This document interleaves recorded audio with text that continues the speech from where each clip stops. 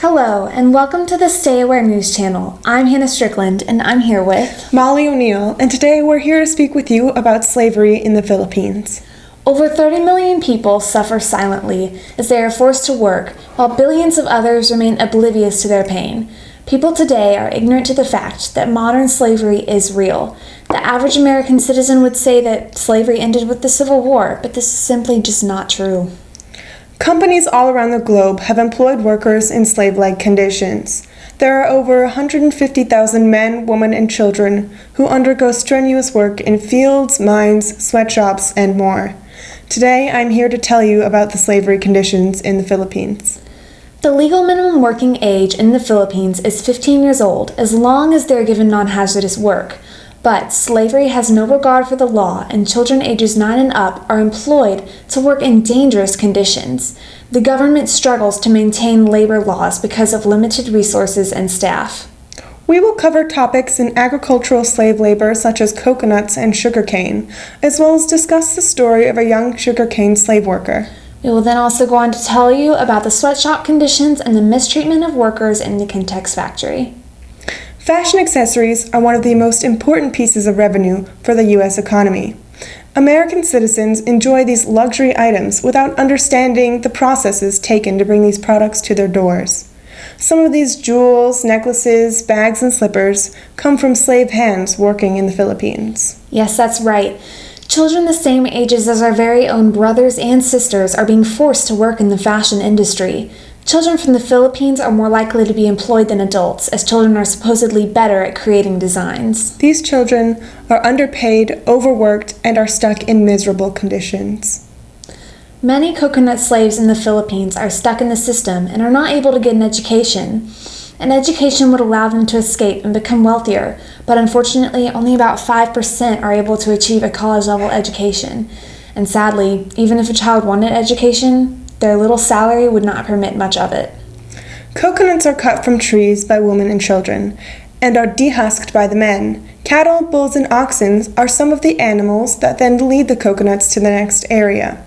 This tedious work often brings poor health conditions to its workers.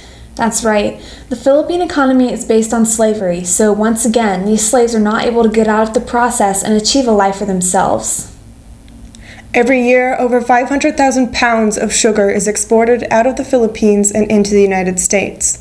This sugar is harvested by young children, all of them underpaid and many of them underage. Many of the children are also subject to broken spines, broken shoulders, and broken arms. Cuts and injuries from the usage of sharp and pointed tools are also common. Working in these fields is very dangerous. The fertilizer used on the sugarcane can burn human skin, and snakes lurk around every corner. Insect bites and snake bites are unable to be treated, not to mention the infections that may set in from extreme temperature and dirty water. And now, let us broadcast out in the field to a story on child slavery in the Philippines. This video focuses on the lives of children who are underage workers completing strenuous tasks and dangerous labor.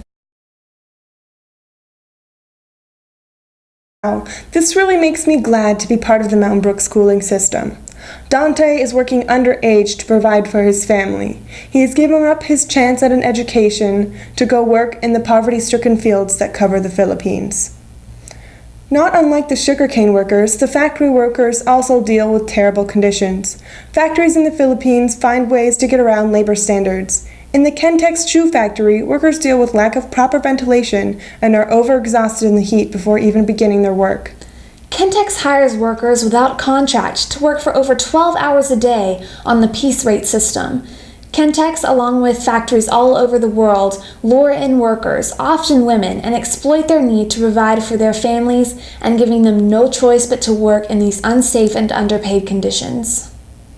On May 13th in 2015, the Philippines had its worst factory fire in history, losing the lives of 72 workers because of poor safety conditions. And I think the fire lasted for 7 hours, and 69 of the remains were too charred to recognize.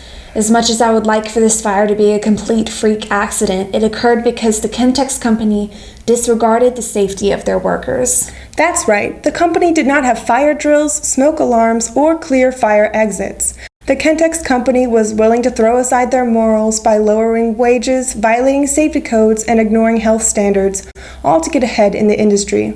They see their workers as expendable, and that is no way for a human to be treated. Right, well, I hope after what you've learned today, you feel moved to tell others and find ways to help.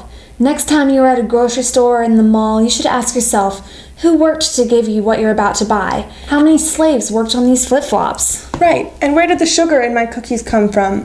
Who gathered the coconuts for this oil? To learn more about modern slavery, visit www.productsofslavery.org. And remember to stay aware, because slavery is everywhere.